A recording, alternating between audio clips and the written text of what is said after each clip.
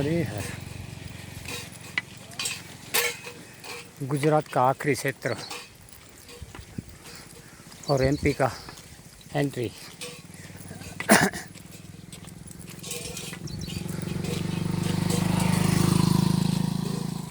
मकाई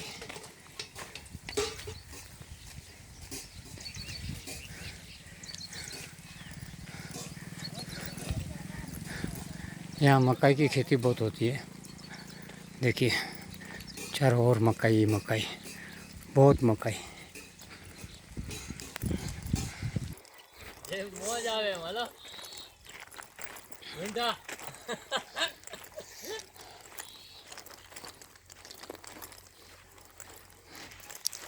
હવે આરતી તો યાદ રહી ગઈ માતાજીની, હવે તુલસી યાદ કરવાની છે કઈ એવું છે ને। हाँ आज से करेंगे ना चालू।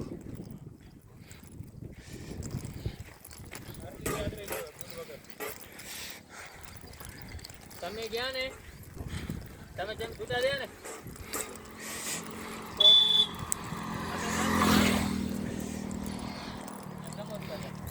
ચાર જણા થઈ ગયા।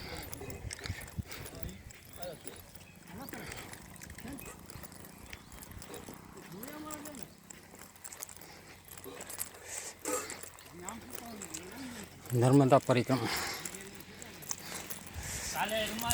चाहे साधना कहो, चाहे अनुष्ठान कहो, चाहे अंधश्रद्धा कहो, चाहे श्रद्धा कहो, जो भी है लेकिन आनंद है। कोई लोग बोलते हैं ये लोग देखो पागल हो गए, इतना सब किलोमीटर चलते हैं, वो अंधश्रद्धा है, उनको विश्वास नहीं है। जिसको श्रद्धा है, विश्वास है, उसको कुछ साबित करने की ज़रूरत नहीं है।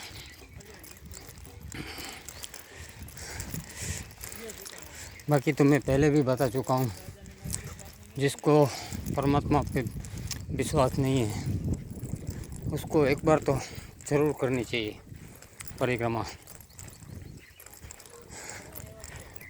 कि मैया और परमपिता परमेश्वर कब कहाँ कैसे किस रूप में मिल जाता है किसी को भी नहीं पता। महसूस होता है कि जहाँ कुछ नहीं था वहाँ कुछ मिल गया।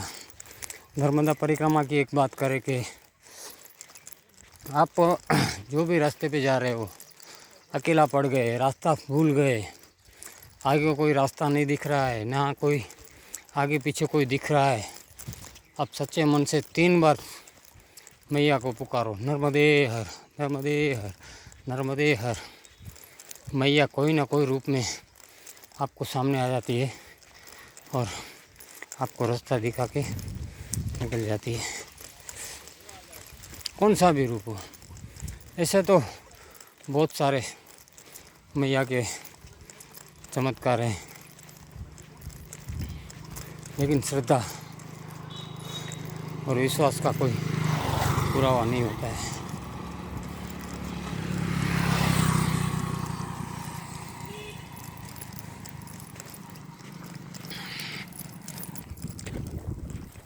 और ना ही हमारे बोलने से या हमारे बताने से या हमारे कहने से किसी को विश्वास आएगा।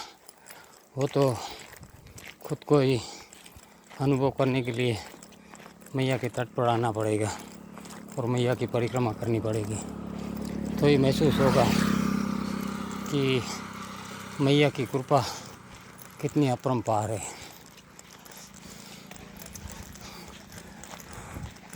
मकाई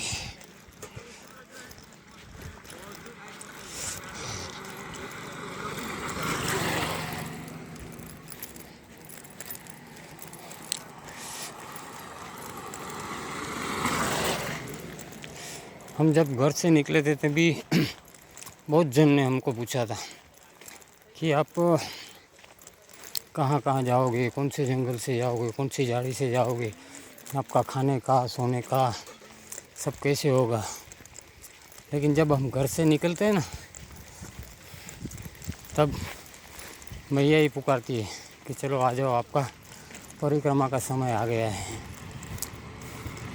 और तभी से हम लोग का सब फिक्स हो जाता है कि ये टाइम पे आप यहाँ पहुँचोगे तो आपको यहाँ खाना मिलेगा, ये टाइम पे आप यहाँ पहुँचोगे तो आपको चाय मिलेगी, ये टाइम पे आप यहाँ पहुँचोगे तो आपको नाश्ता मिलेगा और ये टाइम पे आप यहाँ पहुँचोगे तो आपका रात का सोने का और भोजन का व्यवस्था की हुई है।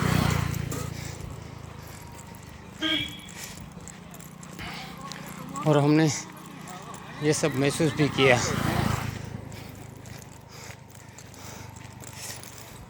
और सही में बोलूं तो हमने माँ नर्मदा का और अश्वत्थामा का दोनों रूप का दर्शन किया सुल्पानी झारी में।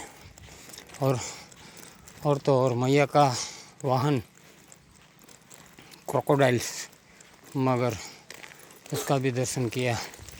पानी में बहुत बड़े सांप उसका भी दर्शन किया। और नर्मदा जयंती के दिन हम लोग के साथ 3 कोई अमर आत्मा थी जो कम से कम 5 दिन हम लोग के साथ चली परिक्रमा में।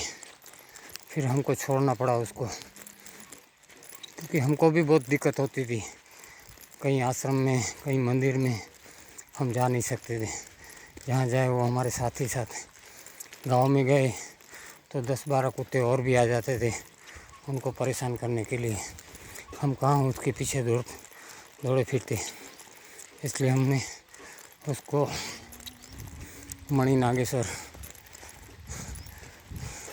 छुड़वा दिया उसको। फिर आगे की परिक्रमा वो अपने हिसाब से करे या वहीं पर रुक जाए। वैसे तो परिक्रमा में हज़ारों लोग, हज़ारों आत्माएं मिलती है और हज़ारों आत्माएं एक दूसरे को छोड़ देती है।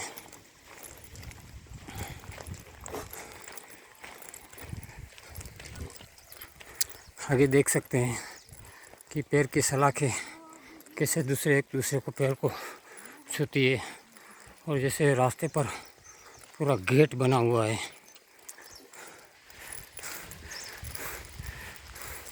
बहुत लंबे तक ऐसे ही दिखता है।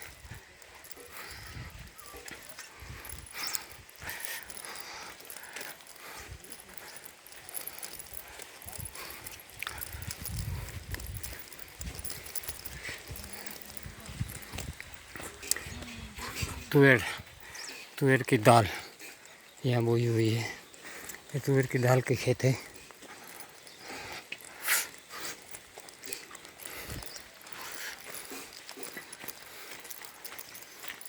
ये भी तुअर की दाल है। उसके पीछे मक्काई।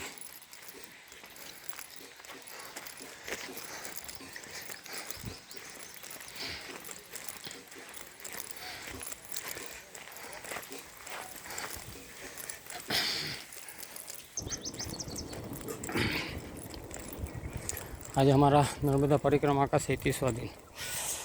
आज से 19-20 साल पहले मैंने जब संकल्प लिया था कि मुझे नर्मदा परिक्रमा करनी है, तब मेरे गांव में नर्मदा परिक्रमा क्या है वो किसी को मालूम भी नहीं थी और सब लोग मुझे पागल समझ रहे थे कि ऐसी थी थोड़ी कोई नदी की परिक्रमा की जाती है। बहुत सारे कुछ न कुछ बोलते थे। और जब मैं घर से निकला परिक्रमा के लिए तभी बहुत जन ने मेरे घर वालों को भड़काया कि इसको समझाओ, ये 4 महीना 5 महीना जो भी परिक्रमा के लिए निकाला है, घर बार को अपने बीवी बच्चे को सब को छोड़ के जाता है। आप लोग कुछ बोलते नहीं हो, लेकिन उनको क्या मालूम कि हमें मैया ने बुलाया है। और वो लोग जो बोलने वाले होते हैं वो भी अपने लोग ही होते हैं। और मैं तो हमेशा यही बोलता हूँ कि जो कोई लोग अच्छे कर्म करने के लिए निकलते हैं ना, उसको कभी नहीं रोकना चाहिए, क्योंकि आप उसमें पाप के भागीदार बन जाते हो। हाँ, बुरे कर्म करते हैं उसको अवश्य रोकिए और उसको अच्छे मार्ग पर ले जाओ, लेकिन यहाँ तो कभी कभी उल्टा हो जाता है। नर्मदे हर, नर्मदे हर, नर्मदे हर, नर्मदे हर, नर्मदे हर।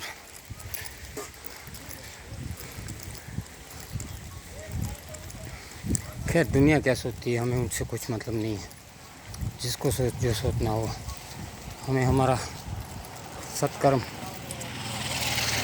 जो भी है वो करते रहना चाहिए। दूसरी बात कि हमारे घर से हमें किसी ने नहीं रोका, बोला जाओ खुशी से करके आओ। और हमारे मैया और बाबा ने हमें आशीर्वाद दे दिया कि तुम्हारी परिक्रमा निर्विघ्न और संपूर्ण देव के आशीर्वाद से हो। उससे ज़्यादा हमें क्या चाहिए। बाकी दुनिया वाले का तो काम ही बोलना है।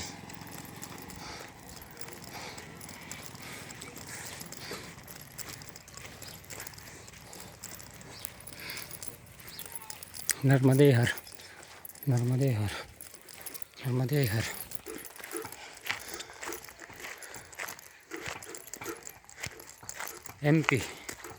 एमपी के छोटे मोटे गांव, यहाँ सब झोपड़े,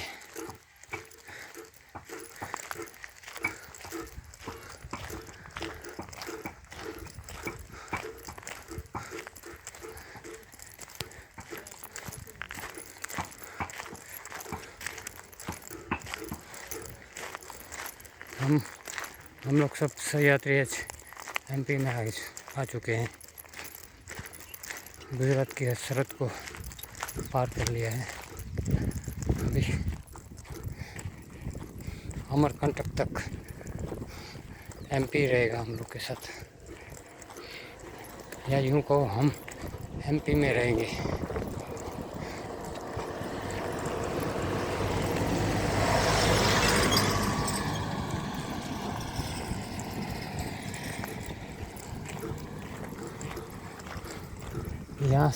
यहाँ का खेतों का माहौल देख के ऐसा लगता है कि पानी की बहुत तकलीफ है।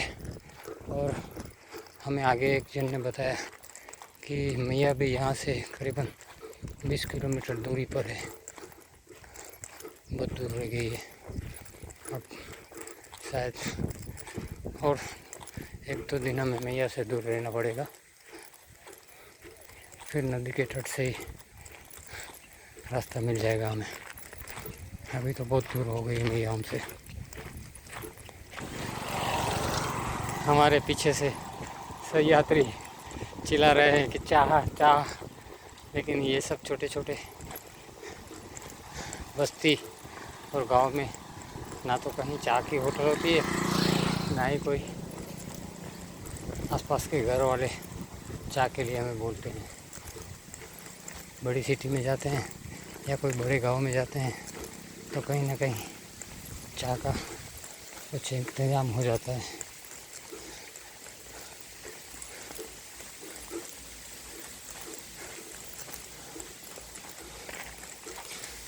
जब चाह मिलती है हमें तो थोड़ा एनर्जी भी मिल जाती है शरीर से। और कोई रास्ता तो ऐसा आया है हमें कि पूरा दिन चलो चाह नहीं मिल रही, आखिर में जब मिलती है तो भी ऐसी मिलती है कि पूरे दिन का थकान उतर जाता है। ऐसी टेस्टी चाय मिलती है। लेकिन अब तो शायद महाराष्ट्र में आ गए हैं, सॉरी मध्य प्रदेश में।